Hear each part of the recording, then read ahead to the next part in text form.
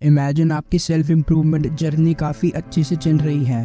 आप consistently exercise कर रहे हो, आप मेडिटेशन और इवन जर्नलिंग भी कर रहे हो, but you relapse back to day 0 of no fap. और हो सकता है आप बीमार हो गए हो और आप एक हफ्ते से जिम नहीं गए। जेफरी आपका मजाक उड़ाएगा और कहेगा ये सेल्फ इम्प्रूवमेंट बकवास है और ये कुछ काम नहीं करता। और क्योंकि तू एक हफ्ते से जिम नहीं गया, तूने अपना सारा मसल मास लूज कर दिया होगा। बट अडोनिस आपको समझाएगा और कहेगा कोई बात नहीं, it is a part of your journey. Let me tell you a story. सब बढ़िया चल रहा था, मैं कंसिस्टेंटली वर्कआउट कर रहा था, 2 बारी वर्कआउट कर रहा था एक दिन में, और मेडिटेशन भी कर रहा था, जर्नलिंग भी कर रहा था, और मेरा इससे वर्क रेट भी डबल हो गया था ऑलमोस्ट। और मैं कंसिस्टेंटली वीडियोस भी अपलोड कर रहा था, और इनफैक्ट मैंने फ्यूचर के लिए भी वीडियोस काफ़ी सारी रिकॉर्ड करके अपलोड करके छोड़ दी थी।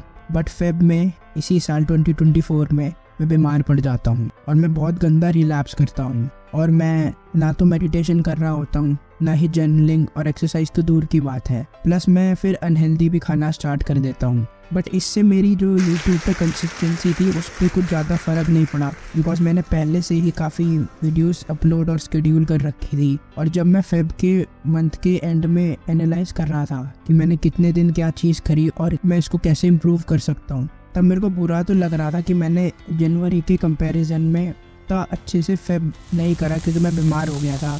बट फिर मेरे को एक पार्ट ऑफ द ब्रेन ने बोला कि यार तू सिर्फ 1 महीने के उसमें देख रहा है, पूरे साल में कंपेयर करेगा तो हो सकता है मैंने जनवरी में 2 से 3 बार मेडिटेशन करी हो। और मैंने जो मेरा वर्स्ट महीना था जिसमें मैं 8 से 10 दिन बीमार था, उसमें भी 10 से 15 बार मेडिटेशन कर ली, तो और क्या चाहिए। और फिर मैंने ये माइंडसेट वहाँ से अडॉप्ट करा कि आपको लॉन्ग टर्म में देखना है कि आपकी ग्रोथ ऊपर जा रही है या नहीं। अगर आप रोज या हर महीने देखेंगे तो ऊपर नीचे वो चलता रहता है, because it is a part of life. सब सही चल रहा होगा और हो सकता है कुछ सर्कमस्टेंसेस आ जाए जिससे आप ये सब चीज़ें ना कर पाए, तो उसमें बुरा मानने की कोई बात नहीं है। आपको ये समझना कि it is a part of journey, और आप ये सारी अच्छी हैबिट पूरे ज़िंदगी भर के लिए अडॉप्ट कर रहे हैं। तो अगर आप कुछ टाइम नहीं कर पाते, मैं ये नहीं कह रहा कि आप ये सब छोड़ दें, लेकिन अगर कुछ टाइम कुछ सर्कमस्टेंसेस की वजह से आप नहीं कर पाते, बीमार होना आपके हाथ में नहीं है, या कुछ सिचुएशन आ जाए जिससे आप इन सब चीज़ों से एक बैक स्टेप ले लें, तो बुरा मत मानो, बट उसे इम्प्रूव करने के बारे में सोचो। और जो स्टोरी मैंने बताई थी, तो मेरे भी दोस्त ने मेरे को पूरा क्रिटिसाइज़ करा था कि तूने जिम नहीं करा तो तेरा मसल लॉस हो गया होगा, ये वो। मेरे को इतनी खुंदक आती है ऐसे लोगों पे जो खुद तो कुछ अचीव नहीं कर रहे होते, लेकिन दूसरों में जब थोड़ी सी कमियां देते हैं तो उनको इनकरेज करना तो दूर की बात है, उनको क्रिटिसाइज़ करते हैं। तो ऐसे लोगों से आप दूर रहो जितने ज़्यादा हो सकता है, और उनकी बातों पे ध्यान मत दो, वो चाहे कोई भी हो।